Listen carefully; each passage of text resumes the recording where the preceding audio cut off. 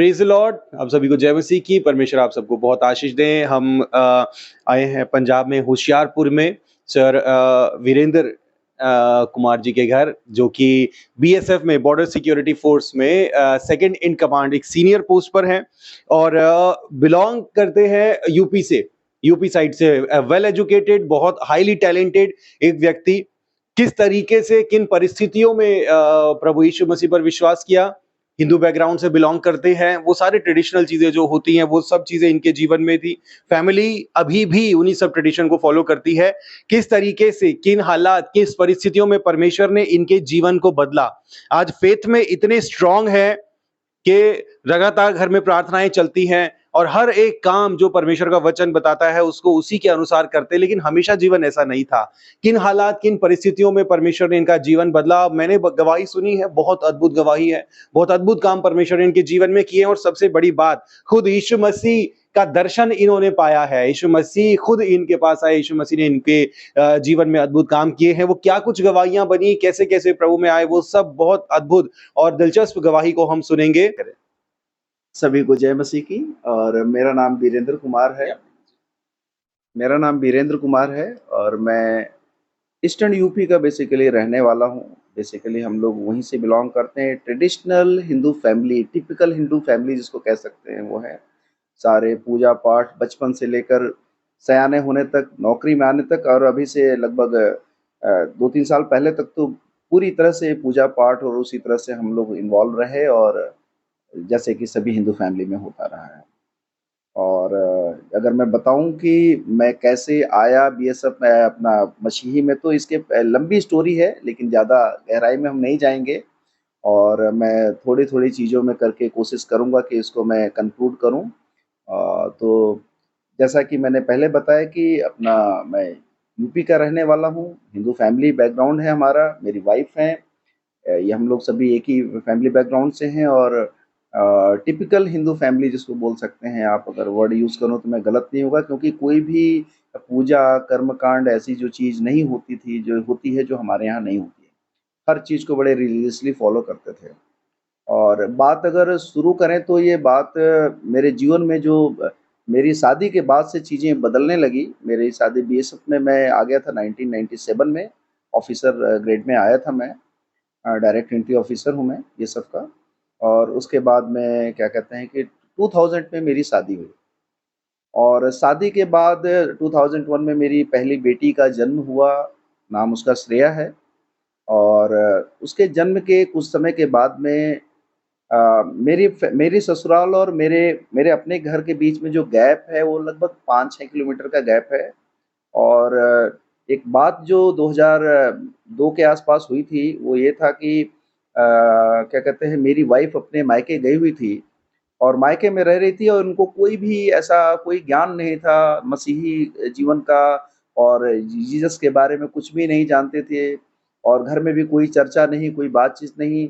लेकिन प्रभु के प्रेरित लोग गांव में आए, इनके यहाँ पर प्रचार प्रसार चल रहा था, प्रभु के बारे में वचन बांटा जा रहा था। उसी में एक प्रोफेसी हुई और उनमें बोला गया कि माया नाम की लड़की कोई आपके गांव में रहती है, परमेश्वर उनको बहुत प्यार करते हैं, अगर वो आ सकती हैं तो उनको बुलवाया जाए। तो अकेली माया नाम इन्हीं का था गांव में, तो बुलाया गया इनको और वो गई वहाँ पर। वहाँ पे सारे प्रार्थना आराधनाएं चल रही थी, ये भी बैठी। पहला एक्सपोजर था उनका, जो जो मैं बाद में इन्होंने मुझे बताया। शुरू में तो मुझे बताया नहीं था, क्योंकि हर आदमी को डर होता है कि भाई परिवार में तो वो तो हस्बैंड मेरे मानते नहीं है, या मेरे ससुराल में लोग मानते नहीं है। इनफैक्ट इनके घर में भी कोई नहीं मानता था। तो बाद में इन्होंने बताया, तो गए, पहला एक्सपोजर हुआ। इन्होंने दरअसल बातचीत सुनी, सबकी प्रार्थनाएं सुनी, लोग कैसे बातें कर रहे हैं, सबके लिए प्रार्थना कर रहे हैं। सबसे बड़ी अजीब बात और एक अनोखी बात इन्होंने पहली बार जो देखी कि लोग दूसरे के लिए प्रार्थना कर रहे हैं वहां पर, जो कि जनरली होता है कि सब आदमी अपने लिए मांगते हैं, और वहां पर लोग दूसरे के लिए कर रहे हैं कि उनको भी अच्छा हो, उनको भी अच्छा हो, उनको भी अच्छा हो, सबके अच्छे के लिए बात कर रहे हैं। तो इस तरह से करके हुआ। और जो बात शुरू होती है मेरे जीवन में, तो परमेश्वर का आगमन अगर मैं बोलूं, या परमेश्वर की जो बातें मेरे जीवन में तो बहुत बाद में शुरू हुई, लेकिन मेरी पत्नी के जीवन में वो चीज़ें शुरू हो गई। परमेश्वर ने इनके जीवन में काम करना शुरू किया, पवित्र आत्मा ने इनके जीवन में काम करना शुरू किया। और वो बात 2000, जैसा मैंने बोला, 2002 के आसपास की बात है, 2-3 के आसपास जब इनको पहली बार बुलाहट हुई, गई थी वो। और उसके बाद हमारी बेटी हुई 2001 में, जो पहले मैंने बताया था। और वो शुरुआत ऐसे कह सकते हैं आप कि जब वो 1.5 साल की थी लगभग, तो उसकी तबीयत काफ़ी खराब हुई। इतनी ज़्यादा खराब हुई कि वो एडमिट हो गई हॉस्पिटल में, और प्रॉब्लम क्या हुई, उसको लगातार फ़ीवर आ रहा था। 8-10 दिन से लगातार फ़ीवर आता रहा, सारी मेडिसिन देते रहे, कोई उसको रिस्पाइट नहीं मिला। उसको डिसेंट्री हुई, वो भी ब्लड डिसेंट्री हो रही थी। ब्लड डिसेंट्री भी इतनी ज़्यादा कि मतलब अगर आप देखें तो एक दिन में 1-1, 2-2 केजी रुई के बंडल, कॉटन के बंडल से वो पोंछते-पोंछते में निकल जाते थे। और छोटी-सी बच्ची, बिल्कुल असहाय बच्ची, डॉक्टर्स भी मेडिसिन दे रहे हैं, कोई रिस्पाइट नहीं। मैं भी उस समय साथ में नहीं था, मेरे फादर और इनके फादर और इनकी सिस्टर थी, बीच-बीच में मदर आती थी, वो थी, ये लोग साथ में लेकर हॉस्पिटल में थे। तो ब एक समय ऐसा है कि वहाँ पे दूसरे भी एक कोई विश्वासी थे, वो बीमार थे वहाँ पर। और बीमार होने के नाते उन्होंने अपना, मसीही भाई लोग आए अस्पताल में, और उनके ऊपर लोगों ने सबने मिलके प्रार्थना करी। तो इनके जो बड़े भाई हैं, उनका भी नाम वीरेंद्र है। तो उन्होंने देखा, तो वो भी बीच-बीच में चर्च में जाया करते थे, थोड़ा उनको विश्वास था। तो उन्होंने जब देखा कि इनके लिए, दूसरे पेशेंट के लिए प्रेयर हो रही है, तो बोला कि चलिए, उन्होंने उनसे रिक्वेस्ट किया कि हमारी भांजी भी बीमार है, आप उसके लिए भी थोड़ी प्रेयर करिए। तो 5-6 लोग आए, जो बताया गया मुझे, क्योंकि मैं तो था नहीं उस समय। और सब लोगों ने मिलके रो-रो के उनके लिए, बच्ची के लिए मेरे प्रार्थना करी। और फिर इनको बोला कि, मेरी वाइफ़ को, कि ठीक है, आप भी ऐसा करिए, जो भी गलतियाँ हैं परमेश्वर से अपने गुनाहों की माफ़ी माँगिए। परमेश्वर बहुत दया ब भ भला परमेश्वर है, और चंगाई मिलेगी, बच्चा ठीक हो जाएगा। और इसका होने के बाद में, सिंस उस समय तक उसको आराम नहीं मिला था, तो उसी इन द मीन टाइम उन्होंने क्या किया कि उन्होंने अस्पताल से दूसरे अस्पताल में, बड़े हॉस्पिटल में लेके उसको शिफ्ट कर दिया बेटी को। लेकिन जैसे ही बड़े हॉस्पिटल में वहाँ गई बच्ची, और उसका डॉक्टर ने बोला कि भई, जब तक हम ब्लड टेस्ट नहीं करेंगे, जब तक हम स्टूल टेस्ट नहीं करेंगे, तब तक हम कोई मेडिसिन नहीं देंगे। और प्रेयर के बाद उसको, बेटी को, कोई और मेडिसिन नहीं दी गई थी, केवल एक क्रोसिन 5 एमजी क्रोसिन उसको पिलाया गया था। और प्रेयर होने के बाद दूसरे हॉस्पिटल में पहुँची, उसका बुखार बिल्कुल ख़त्म हो गया, पता ही नहीं चला बुखार कहाँ गया। और जो लगातार ब्लड डिसेंट्री हो रही थी उसको, केवल ब्लड आ रहा था। और उसके बाद, प्रेयर के बाद में, उसने बहुत सारा स्टूल पास किया। और स्टूल पास किया तो सब परेशान, द काट के, उसके डायपर जो पहना था उसको काट के हटाया गया, तो उसमें देखा इन्होंने कि कोई भी ब्लड के, कोई भी उसमें पार्टिकल्स नहीं, ब्लड के स्टेन कोई भी नहीं है। तो डॉक्टर से जब बात हुई, तो डॉक्टर ने देखा और बोला कि ठीक है, टेस्ट करेंगे। और टेस्ट किया, और टेस्ट करने के बाद बिल्कुल मतलब उसमें कोई भी ब्लड पार्टिकल नहीं था। मतलब पहले तक लगातार ब्लड जा रहा था, लेकिन प्रार्थना करने के बाद सब कुछ ठीक हो गया। बिल्कुल, बिल्कुल, पहले तो ब्लड ऐसे रह रहा था, केवल ब्लड ही आ रहा था, और कोई स्टूल नहीं पास हो रहा था। और बाद में वो पता नहीं कहाँ अंदर फँसा हुआ था स्टूल, और स्टूल आया, केवल कोई भी ब्लड नहीं आया। और फिर टेस्ट हुआ उसका, लैब लैब टेस्ट हुआ, लैब टेस्ट में बोला कि नहीं, नेगेटिव है रिपोर्ट। डॉक्टर ने बोला कि अभी तो बेटी को हम कुछ दवाई देने की ज़रूरत नहीं, आप इसको घर लेके चले जाइए। तो परमेश्वर की पहला जो चमत्कार हमारे परिवार में हुआ, मेरी बेटी से हुआ। और बेटी फिर अपना ठीक हो गई, खेलने-फिरने लगी। उसके बाद दूसरी क्या हुआ कि कुछ समय के बाद में, कुछ सालों के बाद में, 2-3 साल के बाद में ऐसा हुआ कि फिर मेरी वही बेटी जो पहले बीमार हुई थी, बीमार होने के बाद फिर जब दोबारा बेटी फिर एक बार, मैं घर से छुट्टी आया हुआ था अपना ड्यूटी से, मैं त्रिपुरा में उस समय पोस्टेड था। तो घर में आया हुआ था, तो एकाएक रात में सभी हम लोग खाना-पीना खा कर के सोए अच्छे से, और सुबह उठा तो देखा एक बड़े बॉल बॉल जैसा बेटी के मेरे सिर के ऊपर निकला हुआ है सुबह। तो अब क्या हुआ कि ये वाइफ हमारी, बच्चे को सभी अपने पेरेंट्स होते हैं, तो छोटा बच्चा होता तो 3-4 साल की, 5 साल की बेटी थी मेरी, तो उसको देखा तो सिर में बॉल, तो मेरे पास लेके आई। बोला कि ये देखिए इसको क्या हुआ है? तो मैंने भी देखा, मैं भी थोड़ा-सा डर गया। तो मैंने कहा चलो बात करते हैं डॉक्टर्स वगैरह से। तो डॉक्टर से बात करी हमने, थोड़ा-सा उसका एडवाइस लिया, तो डॉक्टर्स ने बोला ऐसा है कि यहाँ तो हम लोग नहीं ट्रीट करेंगे, और आप थोड़ा-सा बड़े स्टेशन, बड़े उसमें ले जाइए, शहर में ले जाइए, और एमआरआई, सीटी स्कैन वगैरह जो भी कराना है उसको करा के, वो स्पेशलिस्ट देख के ही बता पाएँगे। तो उस मैं तो उस समय तक बिल्कुल भी ऐसा नहीं, मैं विश्वास में नहीं था। इनको बेटी हील हो गई थी, उसके बाद भी मेरे जीवन में कोई फ़र्क नहीं पड़ा था। मैं तो टिपिकल फ़ोर्स पर्सनल था, सारे वो काम करता था जो कि नहीं करने चाहिए, वचन के खिलाफ वाले सारे काम करता था। Full of arrogancy, high headed था मैं, किसी को कुछ नहीं समझना, शराब का भी सेवन करता था, फ़ोर्स में होने के नाते कुछ ऐसा कल्चर भी होता है, तो सारे वो गलत काम जिसको आज हम कह सकते हैं, मैं खुद कमिट करता हूँ कि सारे गलत काम मैं करता था, जो कि नहीं होने चाहिए। तो लेकिन विश्वास मुझे फिर भी नहीं आता बेटी ठीक होने के बावजूद भी। तो लेकिन एक होता है परिवार में, अगर पत्नी बोलती है तो पति को थोड़ा-सा लगता है कि चलो कर लेते हैं। तो इन्होंने बोला अभी बेटी की तबीयत खराब है और ऐसा करिए कि आप इनको लेके चलते हैं। हमने कहा हाँ, बिल्कुल लेके चलेंगे, लेकिन इन्होंने बोला शर्त ये रखी कि पहले हम चर्च में जाएँगे और चर्च में पहले प्रेयर करवाएँगे इसको, उसके बाद हम हॉस्पिटल में ले जाएँगे। तो मैंने सिर्फ़ ये कहा कि मैं कहूँगा तो फिर वो कहेंगे कि देखो ऐसा नहीं, ऐसा है, मेरी बात नहीं मानते हैं। तो एक परिवार में एक होती है कि सब चीज़ें ठीक-ठाक चलती रहें, तो इस वज़ह से मैंने उस बात को माना और मैंने कहा ठीक है चलो। तो चर्च में गए, वहाँ पर अपना जो भी थे पास्टर थे, जो भी लोग थे वहाँ पर, उन्होंने मिलके मेरी बेटी के लिए प्रार्थना किया। प्रार्थना करने के बाद हम ले गए और वहाँ पर जो स्पेशलिस्ट के पास ले गए, उन्होंने सीटी स्कैन वगैरह किया और वहाँ जाने के बाद जो रिपोर्ट्स आई, रिपोर्ट्स बिल्कुल नॉर्मल आई, कोई भी एब्नॉर्मैलिटी नहीं, कोई कुछ नहीं और बिना मेडिसिन का कहा कि नहीं आप ले जाइए, कोई रिपोर्ट सब रिपोर्ट नॉर्मल है। और जब तक हम घर आ रहे हैं शाम तक वो जो बॉल जैसा फूला हुआ था, पूरी तरह से सब्सिडाइज़ हो गया, बिल्कुल नॉर्मल हो गया। तो इस तरह से चीज़ें बड़ी इससे पहले अभी आप अपनी बेटी को हॉस्पिटल लेके गए और वो प्रेयर का हॉस्पिटल हॉस्पिटल जाने से पहले आप प्रेयर करा के गए और जब हॉस्पिटल गए तो वो चीज़ ठीक हो गई। लेकिन आपने बताया था आपकी एक और बेटी थी, कुछ ऐसा ही वाकया हुआ था, लेकिन आप उसकी बारी में प्रेयर करा के नहीं गए थे। आप सीधा हॉस्पिटल गए थे, उसके बारे में बताइए? देखिए मैंने यहाँ पर एक चीज़ नहीं बताई थी अभी कि मेरी जो बेटी जिसके बारे में भी मैंने बताया कि प्रेयर करा के हम गए थे और वो ठीक हो गई।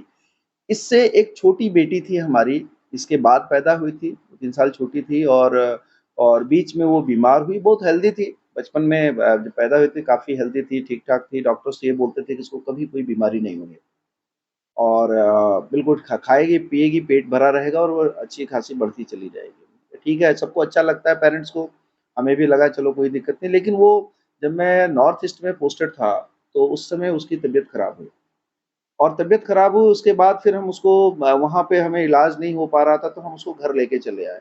घर लेके आ गए तो टिपिकल जैसा कि हिंदू फैमिली में होता है हमारे परिवार में भी हुआ।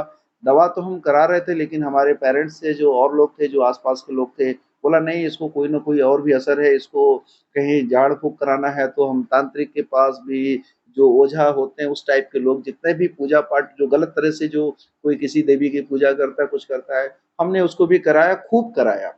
और खूब पैसा भी हमने ऐसा नहीं हमारे मैं तो नहीं दे रहा था लेकिन हमारे पेरेंट्स से वो सब काफ़ी पैसा उस पे खर्चा कर रहे थे कि किसी तरह इसको रिस्पाइट मिल जाए, बच्ची ठीक हो जाए। लेकिन वो कितना भी जितना भी हम पूजा-पाठ कराते रहे और उसमें कुछ भी हमको रिस्पाइट नहीं मिला और उस समय बड़ी एक अच्छी बात है, बड़ी मैं बताना चाहूँगा इस बात को एम्फेसिस देना चाहूँगा कि मेरी वाइफ़ ने बोला कि हम प्रार्थना कराते हैं और मैंने इनकी बात को इग्नोर कर दिया। नहीं कराई। मैंने प्रार्थना बिल्कुल नहीं कराया और हालात ये हो गई कि कुछ समय बाद उसकी कंडीशन ज़्यादा खराब होती रही और होती चली गई। मैंने उसको गंगाराम सर गंगाराम दिल्ली में एडमिट रखा, काफ़ी दिन हमने ट्रीटमेंट कराया, लेकिन वो बची नहीं बेटी मेरी और हमने बेटी को खो दिया और मुझे आज भी उस बात का रिग्रेट है कि काश हमने परमेश्वर की शरण में आए होते, लेकिन हम नहीं आए तो शायद ऐसा हमारे जीवन में ना होता। इस बात का तो मुझे रिग्रेट है। तो अभी ये आपकी छोटी बेटी पे जो है जिस टाइम तक वो उसको दिक्कत हुई थी, उस टाइम तक पूरी तरीके से आपकी वाइफ़ विश्वास में थी और उन्होंने इनको बोला भी था कि प्रेयर कराओ लेकिन इनका फ़ेथ स्ट्रॉन्ग नहीं था और कहीं न कहीं गिल्ट तो रहता ही है ना? पेरेंट्स के दिल में रहता ही है। हर पेरेंट यही सोचता है कि अगर करा लिया होता तो ठीक रहता, है ना? पर कोई बात नहीं वो समय था लेकिन अगली बार जब इनकी बड़ी बेटी की बारी आई तो इन्होंने वो गलती नहीं दोहराई, प्रेयर करा के गए और जब प्रेयर करा के गए तो जैसा बता रहे हैं सिर में अच्छा यहाँ पर एक बहुत इंपॉर्टेंट बात है। कहते हैं ना दूध का जला छाछ भी फूँक-फूँक के पीता है। तो पहले आप ऐसा एक हादसा आपके साथ हो चुका था। बच्ची के सिर में जो आप बता रहे हो सिर में गोला निकल कर आया या जो भी है, वो प्रॉब्लम आई, वो प्रॉब्लम आने से लेकर डॉक्टर के पास जाने तक, हॉस्पिटल जाने तक, ये बीच का जो दौर है, ये जो सफ़र जो टाइम है ना, ये हर एक दुनिया के हर एक पेरेंट के लिए बहुत मुश्किल रहता है। और खास तौर पर उनके लिए जो पहले इस प्रॉब्लम से निकल चुके हैं, हादसा झेल चुके हैं, तो 50 तरह की बातें चल रही होती हैं कि कोई दिक्कत ना आ जाए, कुछ ये ना हो जाए, कुछ वो ना हो जाए, है ना? हर जो जो ये पेरेंट्स हैं, वो समझते हैं इस बात को। मैं खुद 2 बच्चों का पिता हूँ, मैं मुझे पता है कि जब बच्चों को कोई भी प्रॉब्लम हो, तो सबसे पहले दिमाग में आता है कि प्रभु कुछ बड़ी गड़बड़ ना हो जाए, छोटी-मोटी हो, डॉक्टर बोले कुछ नहीं है, ठीक हो जाएगा। हर एक पेरेंट यही सोचता है ना? हाँ, तो अब जब ये वहां से लेकर एक प्रॉब्लम आई है, वहां से लेकर जब ये डॉक्टर के पास जा रहे हैं, बीच में प्रेयर करा रहे हैं, तो हर एक पेरेंट इससे मैं समझता हूं कनेक्ट कर सकता है कि प्रार्थना कराने से, चाहे वो किसी भी वजह से है, प्रार्थना कराने से वो हील हुआ। डॉक्टर अब जब देखो कभी भी हम कोई भी प्रॉब्लम लेके डॉक्टर के पास जाएंगे ना, डॉक्टर सीधा ये नहीं बोला नहीं नहीं कुछ नहीं है, कुछ नहीं, ठीक हो जाएगा, ऐसा कोई नहीं बोलता। हर एक डॉक्टर ये बोलेगा कि टेस्ट कराएंगे, ये एमआरआई कराएंगे, ये कराएंगे, वो कराएंगे, फिर बता देंगे क्या है क्या नहीं, है ना? लेकिन कैसा हो कि सिर्फ प्रार्थना कराओ और प्रार्थना कराने से प्रॉब्लम ठीक हो जाए, है ना? तो मैं समझता हूँ एक पेरेंट के लिए, माता पिता के लिए इससे इससे बड़ी खुशी और कुछ नहीं हो सकती, है ना? तो ऐसे परमेश्वर अद्भुत काम करते हैं हमारे जीवन में, और इनके जीवन में भी ऐसे अद्भुत काम हुए। तो ये तो रही आपके बच्चों की बात। अब आप थोड़ा सा आपने बताया था आपकी टेस्टिमनी कि किस तरीके से आपके जीवन में क्या कुछ हुआ, परमेश्वर ने आपके जीवन में अद्भुत काम किए, कैसे आपका जीवन बदला। आर्मी पर्सनल होने के नाते किस तरीके से आप शराब भी पीते थे, वो सारी चीजें करते थे, बहुत एरोगेंट थे आप, ऑब्वियसली हाईली एजुकेटेड, और अपने अपने लोगों के बीच में, अपने स्टाफ के बीच में best of the best performance देने वाले एक व्यक्ति को नेचुरली एरोगेंस तो आ ही जाता है। तो वो एरोगेंस कैसे परमेश्वर ने कैसे वो एरोगेंस आपके अंदर से निकाला, कैसे वो सारी चीज, शराब कैसे आपने छोड़ी, उसके बारे में थोड़ा बताइए। आ, बड़ी लंबी कहानी है, वैसे मैं इसको ज़्यादा लंबा नहीं खींचूंगा मैं, क्योंकि परमेश्वर ने तो मेरे जीवन में इतना काम किया है कि अगर इसको मैं बताने लगूँ तो कई दिन तक बताता रहूँ तो भी ख़त्म नहीं। परमेश्वर का हर हर क्षण हम धन्यवाद करें वो कम है। जहाँ तक मेरी बात है, मैं अपने बारे में बता दूँ कि मैं वास्तव में जैसा मैंने थोड़ी देर पहले भी बोला था, मेरे अंदर वो सारी कमियाँ थी जो परमेश्वर के वचन के अनुसार नहीं होनी चाहिए। हाई हेडेड था मैं, एरोगेंट था मैं, रफ लैंग्वेज यूज़ करता था मैं, किसी को भी कभी भी मतलब बुरे शब्द बोलना, लिकर का कंजम्पशन करना और भी गलत चीज़ों में इन्वॉल्व रहना, सारी चीज़ें मेरे अंदर थी। लेकिन ये चीज़ें चलती रही मेरे साथ, मैं इसको छोड़ नहीं पा रहा था। और लेकिन वाइफ़ जो थी मेरी लगातार विश्वास में थी। लेकिन ये विश्वास इनका खुलकर सामने इसलिए नहीं आ पाता था क्योंकि मैं विश्वास में नहीं था।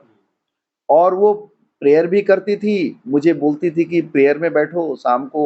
मैं कहता था नहीं मेरे पास नहीं टाइम है, ऐसा करो आप कर लो, प्रेयर करनी है तो। मैं मना नहीं करता था इनको कभी भी प्रेयर करने से, लेकिन मैं प्रेयर को इनवेरिएबली इग्नोर कर देता था, मैं अवॉइड कर देता था, या कभी उस समय निकल जाना इधर-उधर, या इनको बोलना कि नहीं मैं थक गया हूँ, मैं नहीं बैठूँगा, आप कर लो। और कभी-कभार अगर अंडर कंपल्सन बैठना भी पड़ता था तो बस मैं केवल बैठता ही था प्रेयर में, ऊपर के मन से। मैं कभी दिल लगा के मैं परमेश्वर से कनेक्ट ही नहीं हुआ।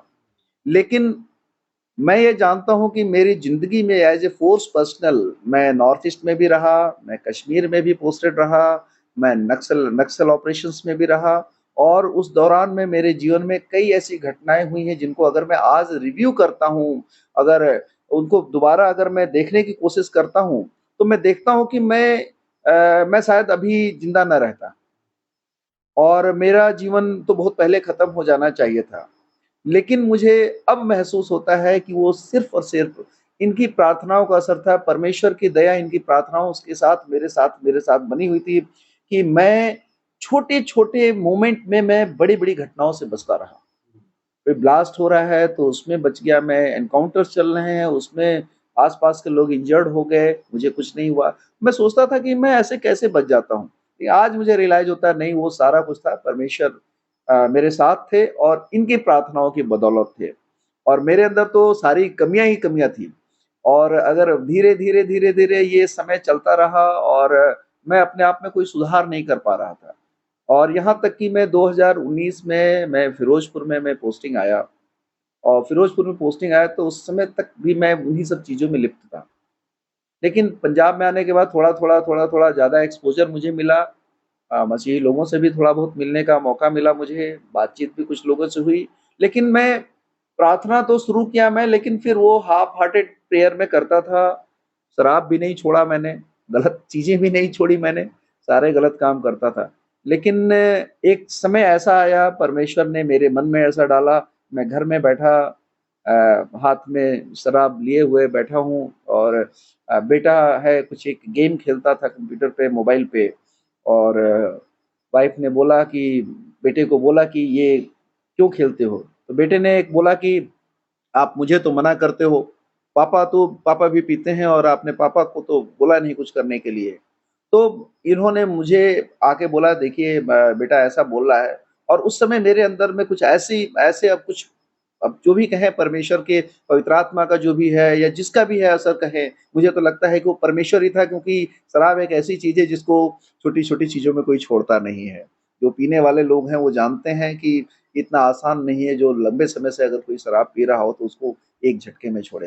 लेकिन मेरे अंदर ऐसी बात है मैंने कहा ठीक है, बेटे से मेरा पैक्ट हुआ कि बेटा आप ये छोड़ो और मैं ये छोड़ता हूँ और मैंने जो आधा पिया हुआ था, हाथ में ग्लास लिया और मेरे अंदर में आया कि नहीं आज के बाद नहीं पीना है। और वो शायद परमेश्वर की आवाज़ थी मेरे अंदर तक पहुँची और मैंने वो ग्लास लिया और उसको बेसिन में उल्टा कर दिया। मैं आपको यहाँ बताना चाहूँगा उस समय मेरे घर में लगभग 35 से 40 हज़ार रुपए की बहुत ही बेहतरीन दारुओं का कलेक्शन था, लिकर का कलेक्शन था, सारे इम्पोर्टेड ब्रांड वगैरह थे। तो लेकिन वो दिन था मैंने छोड़ दिया, शराब छोड़ दिया, बिल्कुल ही छोड़ दिया और उस दिन के बाद में धीरे-धीरे पता नहीं क्यों जैसे ही मैंने शराब छोड़ा, फिर और चेंज मेरे अंदर आने लगे। फिर मैं लोगों से ठीक तरह से बातें करने लगा, मैं प्रार्थना में बढ़ने लगा और जैसे-जैसे मैं मुझे लगने लगा कि जैसे-जैसे मैं गलत चीज़ों को छोड़ने लगा, वैसे-वैसे मैं प्रभु से ज़्यादा कनेक्ट होने लगा। और लगातार धीरे-धीरे, धीरे-धीरे, धीरे-धीरे हम प्रार्थना में बड़े सीरियस होने लगे। बाइबल भी मैं पढ़ने लगा, हालाँकि ऑफ़िस में टाइम बड़ा शेड्यूल बिज़ी रहता है, फिर भी टाइम घर में आना, बाइबल पढ़ना, प्रेयर में बैठना और बोलना कि भई अभी जैसे फ़ोन करके पूछ लेते थे कि कितना टाइम लगेगा ऑफ़िस में, अभी कब आ रहे हैं? मैं कहा बस मैं आ रहा हूँ, चलो प्रेयर के लिए तैयारी करो। फिर आके हम और कोई काम नहीं करना, सबसे पहले प्रेयर करना। तो धीरे-धीरे बढ़ते चले गए। तो लेकिन चीज़ें एक तरफ तो सुधर रही थी, लेकिन मेरे जीवन में परेशानियाँ बढ़ने लगी। मुझे लगने लगा कि कोई मुझे अननेसेसरी की चीज़ें बर्डन आने लगे मेरे ऊपर, परेशानियाँ बढ़ने लगी। जब मैं गलत चीज़ों में था तो मेरे से परेशानियाँ मेरे साथ नहीं थी, परेशानियाँ मुझे फ़ील नहीं होती थी। लेकिन जैसे-जैसे मैं प्रभु में शुरुआत के दौर में मैं बढ़ने लगा, मुझे लगा कि कुछ ऐसे फ़ोर्स हैं मुझे रोक रही हैं जाने से, परमेश्वर के नज़दीक नहीं जाना है। हर हर वो माहौल बनता था जिससे कि मैं प्रेयर में ना बैठूँ, मैं बाइबल ना पढूँ, लेकिन नहीं, मैं लगातार प्रेयर में बढ़ता चला गया और जीवन में मेरे चेंज आने लगा। इस तरह से करके मैं परमेश्वर में बढ़ने लगा और एक घटना मैं बताऊँगा जो मेरे जीवन का ट्रांसफ़ॉर्मेशन जो मेरा था जो पूरा जिस तरह से कहते हैं जीवन बदल जाना, तो वो घटना ये है कि मुझे मैं जब पूरा विश्वास में आ गया, मैं पूरी तरह से प्रार्थना दिन-रात मतलब हम लोग अपना समय पे सुबह-शाम की फैमिली प्रेयर भी करना, इंडिविजुअल प्रेयर भी करना, बाइबल स्टडी भी अपने टाइम पे करना। जब ये पूरी तरह से मैं रमने लगा, तो ब मुझे बड़ा अच्छा लगने लगा और इसी बीच में 11 मई 2022 की डेट है कि मुझे ब्रेन स्ट्रोक आया। वो ऐसा क्षण था, उसको अगर मैं बताऊँ आपको कि मैं बाहर से आया था मैं ड्यूटी से और बैठा और मुझे बोला गया कि आपका डिस्ट्रिक्ट एडमिनिस्ट्रेशन के साथ एक मीटिंग है और आपको तुरंत जाना है।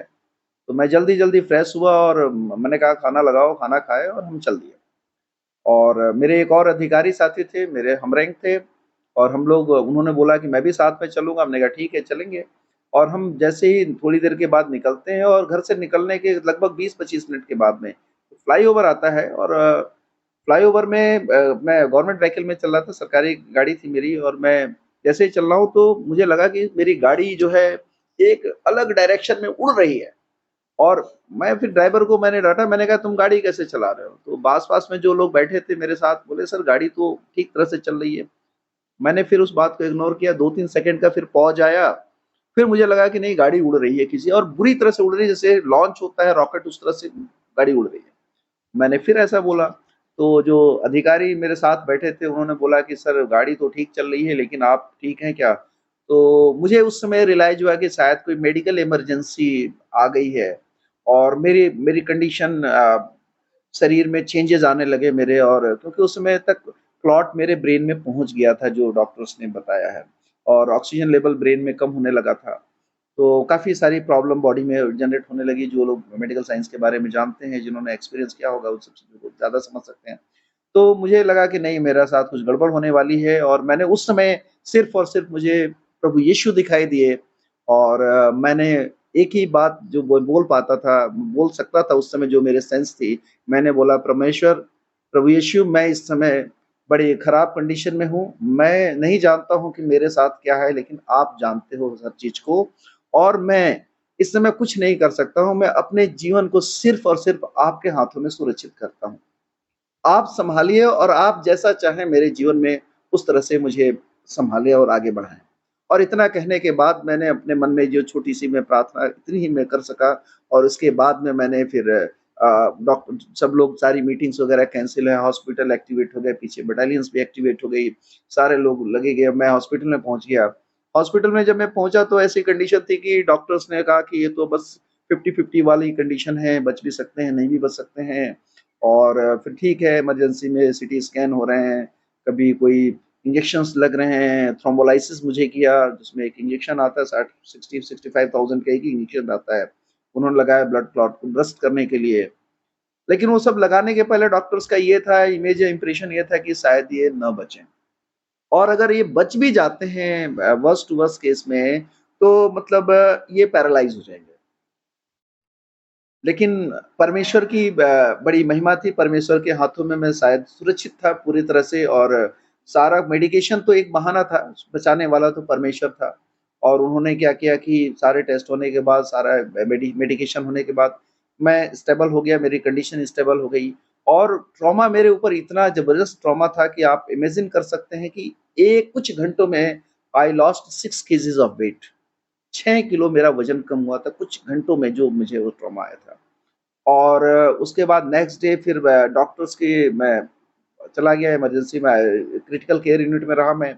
अगले दिन मॉर्निंग में डॉक्टर्स की जो लाइन लगी मेरे पास सिर्फ़ एनालाइज़ करने के लिए एक के बाद दूसरे, दूसरे के बाद तीसरे, सभी ये चेक कर रहे थे कि क्या इसको पैरालाइज़ हुआ है या नहीं हुआ? सिर्फ़ ये देखना। जो भी आते थे अलग-अलग एक्सपेरिमेंट करते थे, कोई इधर से ठोकर मारता था, कोई हाथ उठवाता था, कोई आँखों को देखता था, कोई मुँह कहते थे खोल के दिखाओ, पैर उठाओ, ये करो, वो करो। सारा करते रहे लेकिन सबने लास्ट में ये बोला नहीं ये तो पैरालाइज़ तो नहीं है। कोई बॉडी पे तो इफ़ेक्ट नहीं आया है, अगर इफ़ेक्ट होगा भी तो कोई थोड़ा-मोड़ा है। तो ये हुआ और जब एमआरआई हुआ था उस समय मेरा, उसके बाद जब सुबह अगले दिन फिर एमआरआई किया, तो ब्रेन में मेरे एक इन्फार्क्ट करके एक निशान बन जाता है, जहाँ भी सेल डेड होती है, वो काला-सा स्पॉट आने लगता है एमआरआई में।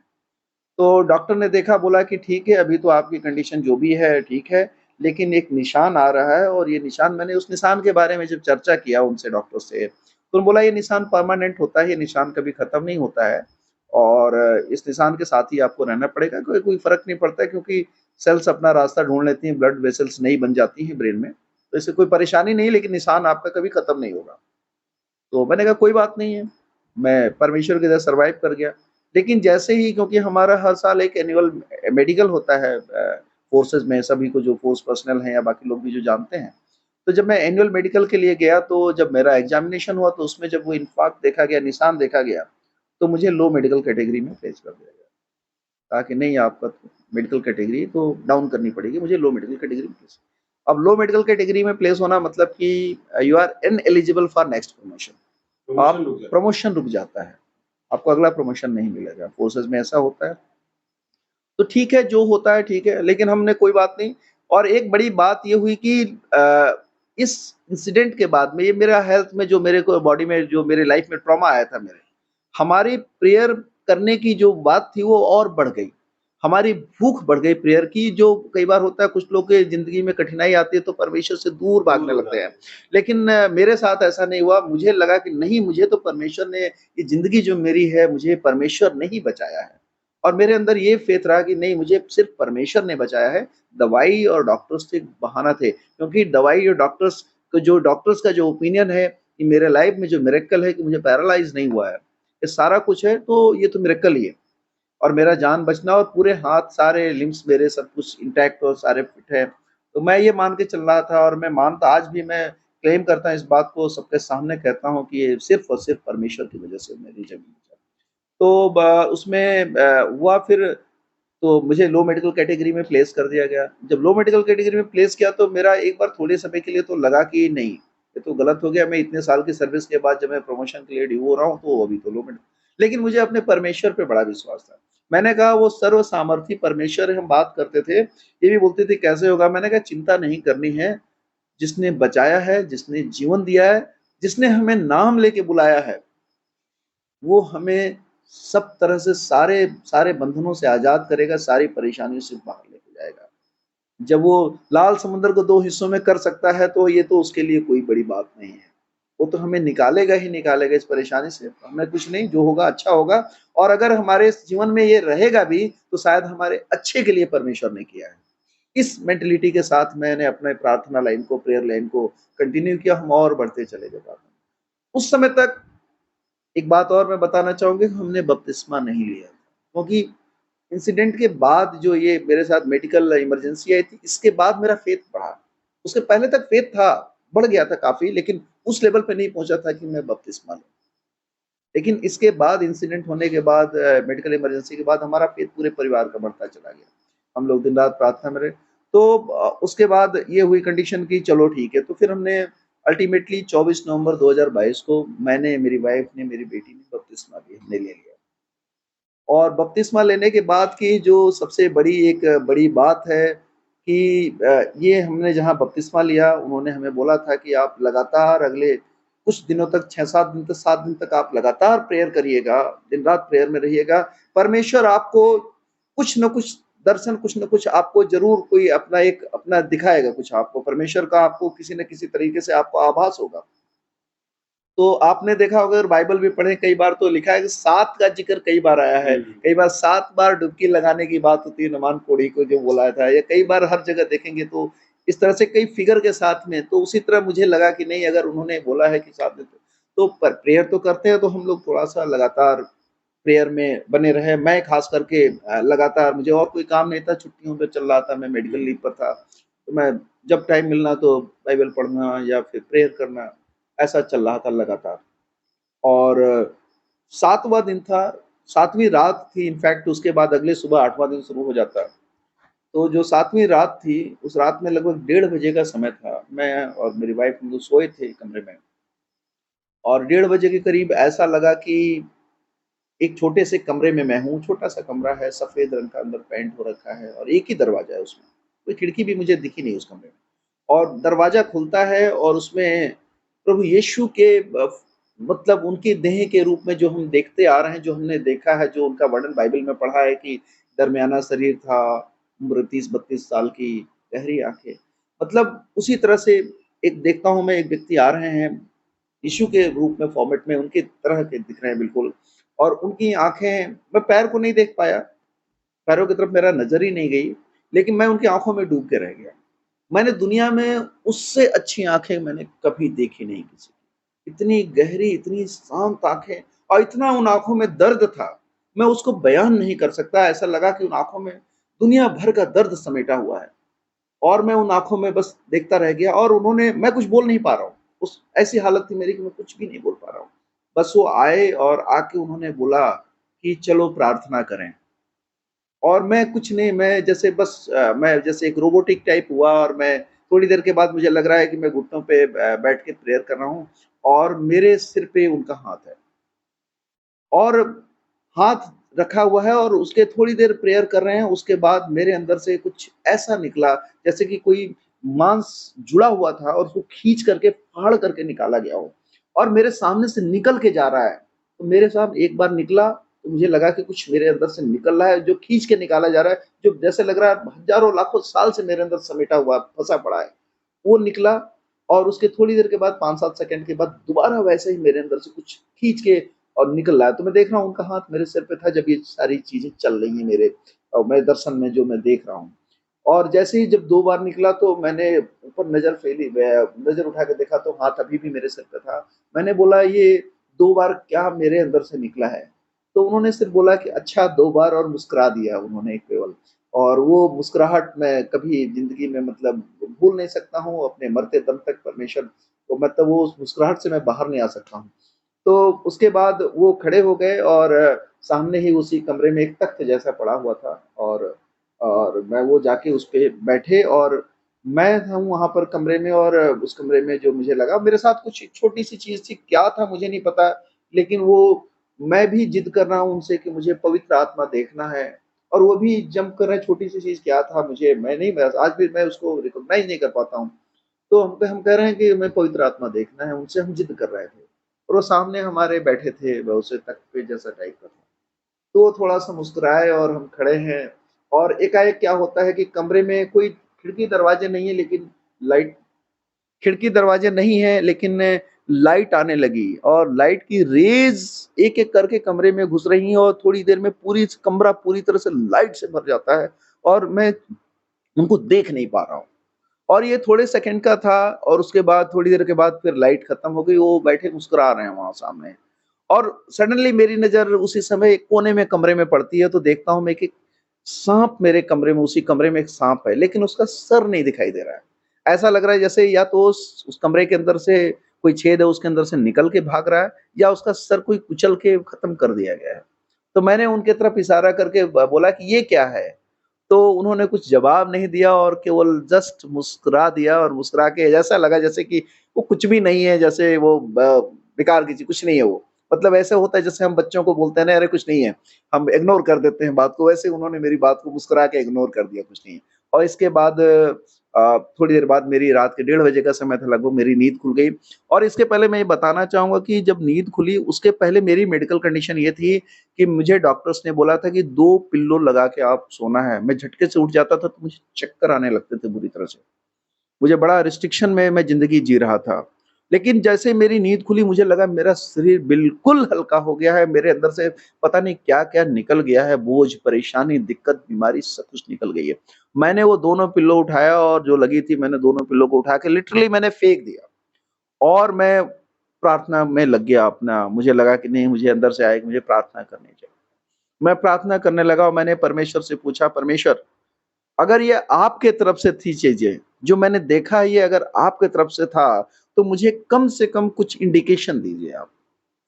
और प्रार्थना कर रहा हूँ मैं ये और उसी समय मुझे लगा कि मेरी कमर से नीचे से लेकर मेरे कमर ठंडी होनी शुरू हुई, बिल्कुल बर्फ की तरह से, जैसे बर्फ की सिल्ली होती है, उसको छूते हैं तो वो ठंडा होता है। मेरे ठंडा होना शुरू हुआ और धीरे-धीरे मेरे गर्दन तक वो शरीर, मेरी पीठ पूरी पूरी तरह से ठंडी हो गई। और उसके बाद 2-3 सेकंड ऐसा रहा, उसके बाद फिर पीठ नॉर्मल हो गई। तो मुझे फिर भी लगा कि नहीं, कहीं न कहीं कोई बात है, मेरे शायद मन की बात है, ऐसा कुछ गलत है, मैं सपना ऐसा ही कुछ, वैसा कोई बात नहीं है। मैंने फिर बोला, नहीं परमेश्वर अगर आप थे तो एक बार मुझे और इंडिकेशन दो। मुझे अभी भी भरोसा नहीं हो रहा है कि ऐसा कुछ है, मुझे एक बार और इंडिकेशन दो। और आप विश्वास नहीं करेंगे, दोबारा सेम सेम फीलिंग वैसे आने लगी और फिर दोबारा मेरी पीठ पूरी तरह से ठंडी हो गई।